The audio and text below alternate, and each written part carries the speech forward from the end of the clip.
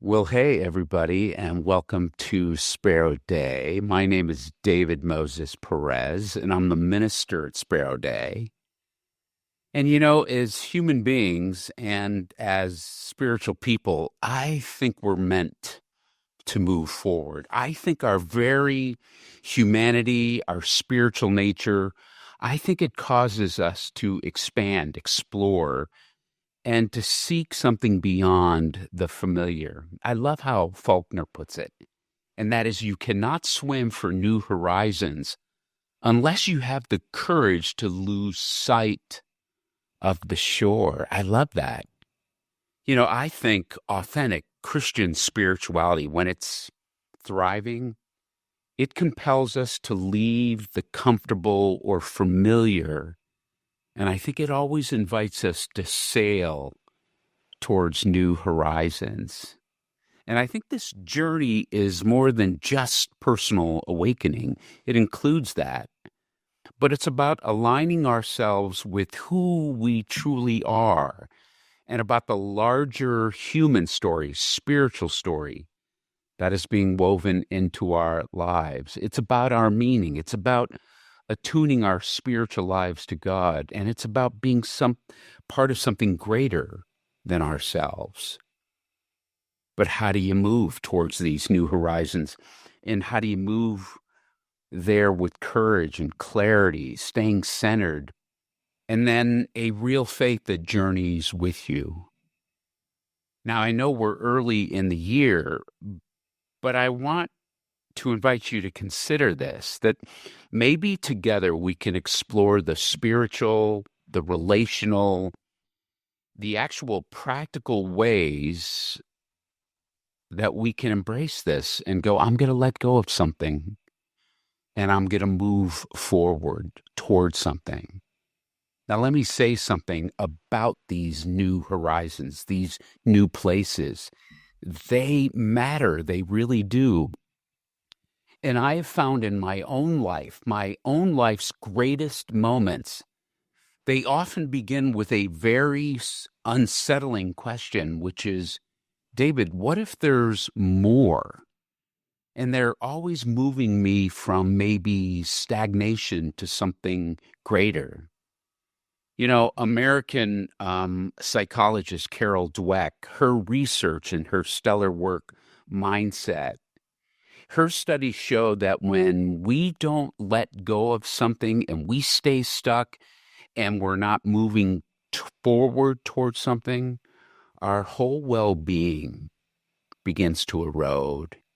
And this isn't just about dissatisfaction per se, but it's about paying attention to where your inner life is drawing you, these new horizons, and it's about our innate need for meaning.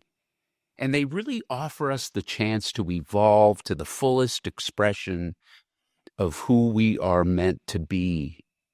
Now, there is a crisis of meaning happening in our culture, and it's because so many are feeling disconnected by the rapid changes.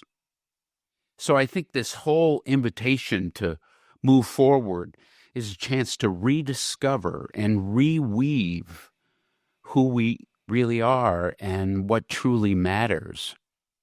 And I think our spiritual lives I think we're just wired to move towards these new horizons. When you look through our Hebrew and Christian scriptures, you just see it. You see, when the spiritual life is attuned and attached to God, it inevitably moves us towards something uncharted. Abraham leaves the homeland. Moses leads through the wilderness. Christ's disciples abandon their nets, their careers, and they end up following something completely new in their spiritual lives. And even the life of Jesus Christ exemplifies this pattern, moving away from a spirituality that is defined by biblicism and doctrine and moving towards a greater, deeper connection with people, with our self-acceptance, a greater love that attunes us to God. and opens us up to a greater love and an acceptance of all. Church history, when you look at it, that even shows this journey of evolving and change and that things move forward. And right now, something is happening in greater Christian spirituality. And I'd say this, people are not done with God. Even though they're leaving the church in droves, they're not done with God or the teachings of Christ. The studies show this. What they're done with is this 20th century American version of Christianity. They are done with that. They are done with this. Our version is the right version, and it's the only true version. But done with God, done with the intrigue of a radical love, the inclusive teachings of Jesus Christ? No way. They're not done with that at all. You see, this need for a new horizon, it really can define us in a wonderful way as humans, as spiritual people. And I have found in my own life, they often emerge in the midst of darkness in my life. So let me talk about that, right? How light can break through the darkness of our lives. When that happens, that's how this path is illuminated. For me, some new horizon has always appeared when there is this angst of uncertainty in my life. And I wonder if you've ever experienced that. And this whole idea, it reminds me of a passage in the Hebrew scriptures when the prophet Isaiah is offering a greater vision of the Jewish nation to move forward and to look through the light as they're living in a very, very dark time. And in Isaiah 9:2, the prophet says this, "The people walking in darkness have seen a great light. On those living in a pitch dark land, light has dawned." And then when you jump to the Christian scriptures, when Jesus is talking about embracing this new light in the darkness of his cousin John the Baptist being executed, the challenging times of the first century, when Jesus starts talking about, my kingdom is not like any other kingdom. It's about moving towards a greater inclusive love. And in Matthew 4, we see this darkness into light. When Jesus heard that his cousin John the Baptist had been put in prison, he went to Galilee. But instead of staying in Nazareth, Jesus moved to Capernaum. So God's promise came true, just as the prophet Isaiah had said. The people walking in darkness have seen a great light. On those living in a pitch dark land, light has dawned. And then Jesus turns to his disciples and he moves them forward. He says, "Come, follow me, and I will make you different kind of fishermen. You will gather up people. You're not going to gather up fish." And it says they immediately left their nets and they followed him. This whole thing is about stepping out of our comfort, and it's about moving forward to something more meaningful. And when Christ says, you guys are going to be different kind of fishermen, I think it means you're going to cast nets of compassion. You're going to build communities of belonging and care. You will share a love in this world, and you will do it with courage and generosity and connection.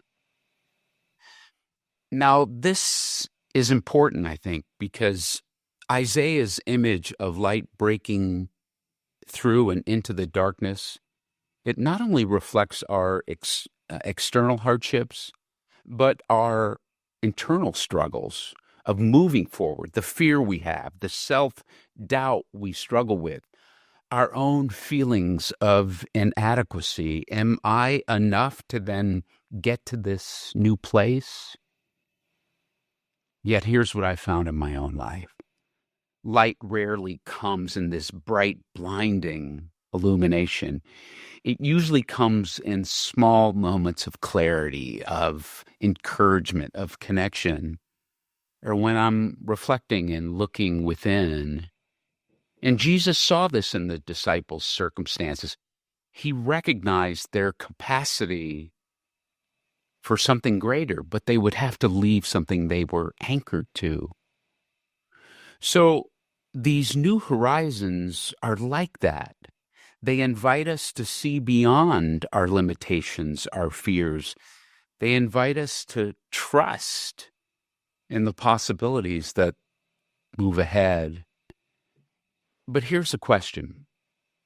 How do we respond in these moments of light when they happen? How do we respond when we're sensing this inner nudge? Recognizing them is one thing, right? But then awakening to the courage to be able to move and to follow to this next thing, that's a whole other thing. So how can you and I awaken to this idea of letting go of something and stepping forward towards something?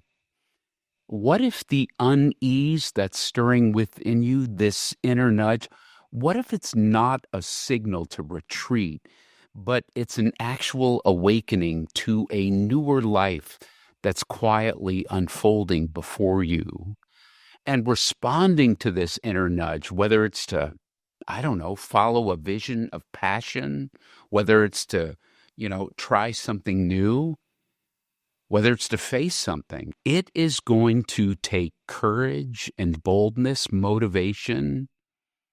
But often we think of motivation as this surge of, will. But motivation is actually deeply connected to our longing to, it's actually about connection, our longing to connect more. Studies on self-determination theory, they emphasize that motivation, it thrives when we feel connected to a meaningful goal, a meaningful want that is actually true to us, when there is a possibility that we could grow and see something new, and when our free agency has the choice to choose that. And Christ's own disciples had that choice. They had the choice to leave their nets. And there was this deep alignment, this intrinsic motivation to something profoundly significant ahead. So yeah, it takes boldness. That is one of the pillars, to let go of something and to move forward. And you've heard this before. Listen, moving forward, it's not the absence of fear. It's the willingness to move forward despite of it. And for me, courage is usually rooted in some sort of trust, whether it's the trust in my spiritual life and God, my own inner values, supportive people around me, but also really important to trust myself. For me, boldness is usually awakened in some kind of trust that, yes, in my spiritual attunement, my trust in the journey, and yes, trusting the whole process as I go. But here's what I've also found, that inner nudge and that inner motivation, even the boldness to move forward, that's going to take vulnerability, that's going to take risk. But it often begins with a whisper. It's a quiet nudge within us, not something big, just a whisper. So how do you listen to those whispers? How do you become present and aware of them so that they're moving you and guiding you? And this is very, very important, to learn to how to attune to what I call our soul's whisper. I mean, have you ever felt that quiet, that persistent tug within, this whisper from your soul that is urging you towards something new? I think for me, it's a spiritual whisper, and it often marks the beginning of moving me towards a more authentic life, moving me towards my truest self. Now, for some, yeah, it might mean pursuing a dream that's been dormant, writing a book, writing a song, doing something in their career. For others, it might involve healing wounds or deepening a relationship or letting go of a certain kind of religion or being true to your sexual orientation. But when we do that, here's what happens to our brains and our nervous systems. They like to resist, and they will. They resist change, and they perceive it as a threat. But there's been some great research done by Martin Seligman, who talks about a learned helplessness and how when it's very entrenched in us, we create all these kind of avoidance patterns that hinder growth. But what the studies also show is we can rewire our brains for courage and adaptability. And I think a thriving Christian spirituality, a spiritual life, it helps us do this. It can help bridge our ancient faith with all the current wisdom and looking forward with hope. So, how do we then take those small steps and begin to move forward towards a new horizon and let go of something that's holding us back? Well, I think it can come from embodying practical practices, things you can actually do that can move you forward. So before we leave today, let me give you some actual things that could help you in moments of transition. Maybe some practices you could do this week that would nourish that courage. And so here's one of them you could do. Maybe pick one each day. The first thing you could maybe do is begin to anchor in your why. Here's what I mean. Maybe you could take time to reflect on your core motivations. What is this new horizon? What does it matter to you? Why is it important? And then visualize yourself embracing that. Maybe you could even write it down and keep this written vision in front of you. And then when some sort of doubt arises, you go back to that. You ground yourself in that clarity. Maybe you could do that this week. Another thing you could try this week is begin practicing micro courage. Listen, courage doesn't require these grand gestures. It's usually about small, intentional actions. So maybe you could identify just one or two things that you could do this week that would move you forward. And when you take a step in a micro courage, each movement in a micro encourage, all the studies show it begins to rewire your brain. And then maybe at the end of the week, you could try a mini meditation. You take some time, you breathe, you just begin to imagine your future self embracing a new horizon with hope and boldness. You inhale the peace and the strength, and you thank yourself and show compassion to yourself for the courage to move forward. So maybe you could try that. And when we anchor ourselves to the why, practice some micro courage, create a path to move forward, I think ultimately we move. And when we trust in God's light and spirit to guide us in that towards a greater story, things begin to happen. Before we go, let me say something about trust. As I've said, our lives are not meant to remain anchored to safe harbors of comfort and avoidance. We're meant to move forward, to sail towards uncharted waters, to awaken a story being shaped as we journey ahead. So as you step into this year, I want you to know I'm navigating this in my own life right alongside you. And at times when we do this, there'll be times that are rough. The seas will get, mean. And so that's when you rest and show self-care. You recalibrate on the journey. Maybe you sit a bit, and then when you're ready, you raise your sails again. You move forward, even if the progress feels slow. And letting go of patterns of fear and that, when you begin to do that and you move forward, it transforms you. I think this is the life that Jesus Christ embodied, one of love, encouragement, and moving forward to what lies ahead. So may you step boldly into uncharted waters in your life. May you trust that each small movement brings you forward, closer to clarity, towards awakening and growth, in moving you forward. May you find rest and renewal when the journey feels heavy, knowing that God is with you and enjoys the stillness even in your progress.